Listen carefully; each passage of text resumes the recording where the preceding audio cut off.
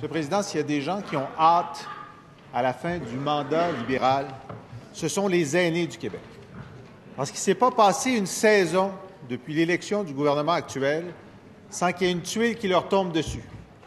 D'abord, on a appris que dans les CHSLD, où beaucoup de nos aînés vulnérables sont, il y avait du rationnement, il y avait des bains, seulement un par semaine maximum. Et on a même eu un ministre de la Santé qui a dit que c'était surfait, les bains, que les experts disent que vous n'en avez pas besoin. Ensuite, la protectrice citoyenne nous a parlé du rationnement des soins à domicile et d'aînés qui ont eu une réduction de leurs soins à domicile.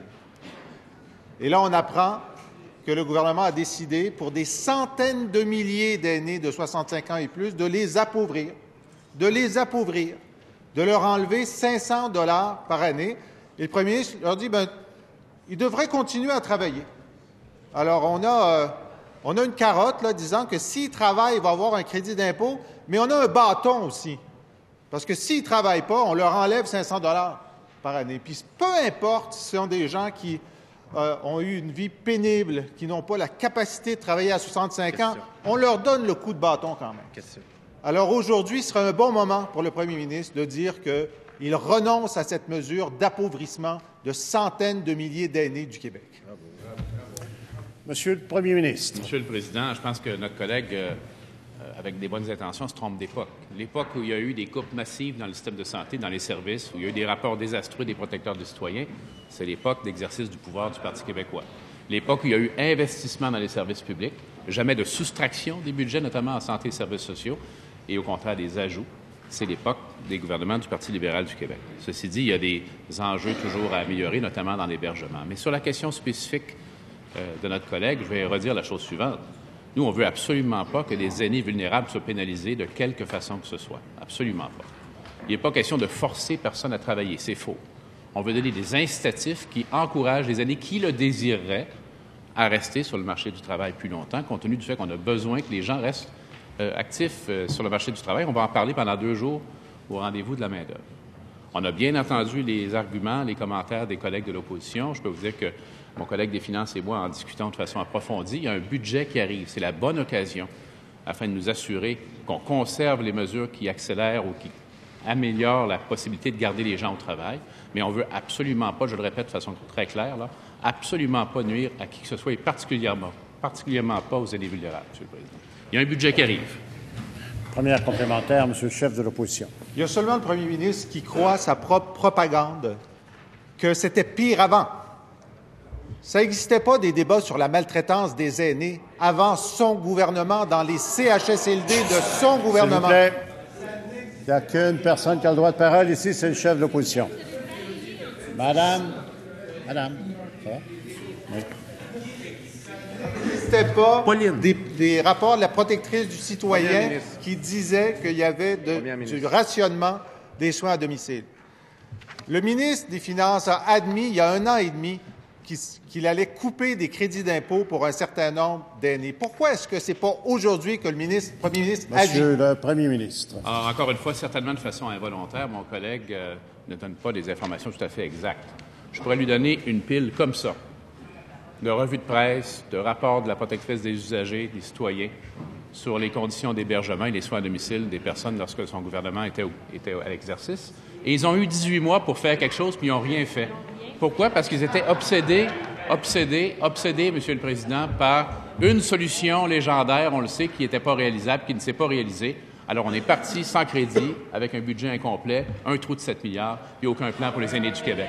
Alors, nous, Monsieur le Président, maintenant, on est capable, on a généré, la vérité fait mal, Monsieur le Président.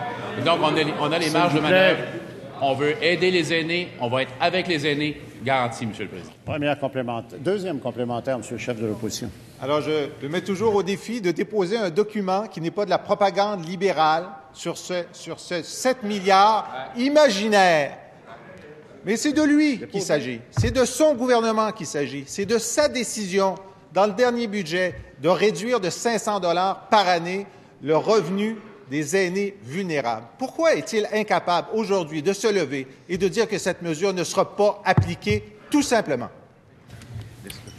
Monsieur le Premier ministre. Je dois dire, Monsieur le Président, que pour les agences de crédit qui ont fortement visité le Québec à notre arrivée au gouvernement, le 7 milliards était loin d'être imaginaire, très loin d'être imaginaire. Et laissez-moi vous dire que j'ai eu des communications directes à ce sujet-là, certifiées par le vérificateur général, confirmées par des analyses indépendantes. Alors, je sais bien qu'on voudrait... S'il vous plaît. Non, on l'oubliera jamais, Monsieur le Président, on l'oubliera jamais, ce problème-là, parce qu'on aurait pu commencer à investir beaucoup plus tôt dans les services publics. On le fait maintenant parce que nous avons eu le courage et l'énergie pour assainir les finances publiques et nous doter de marge de manœuvre, qui nous permettent maintenant d'investir en éducation, en santé, pour le développement de l'économie.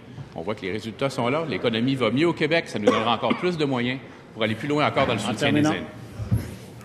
Troisième complémentaire, Monsieur le chef de l'opposition. Seul le premier ministre croit sa propre propagande au sujet de ce trou, premièrement. Deuxièmement, on a devant nous le premier ministre qui a dit à son Conseil du Trésor de continuer à couper l'an dernier lorsqu'il savait qu'il avait un excédent de 2 milliards et qu'il faisait mal aux Québécois.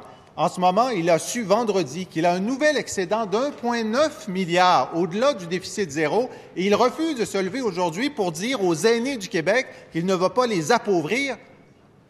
Mais quelle est sa responsabilité exactement? Monsieur le Premier ministre. Monsieur le Président, je vais répéter qu'on ne veut pas appauvrir personne, certainement pas les aînés les plus vulnérables au Québec, et on aura l'occasion d'en reparler.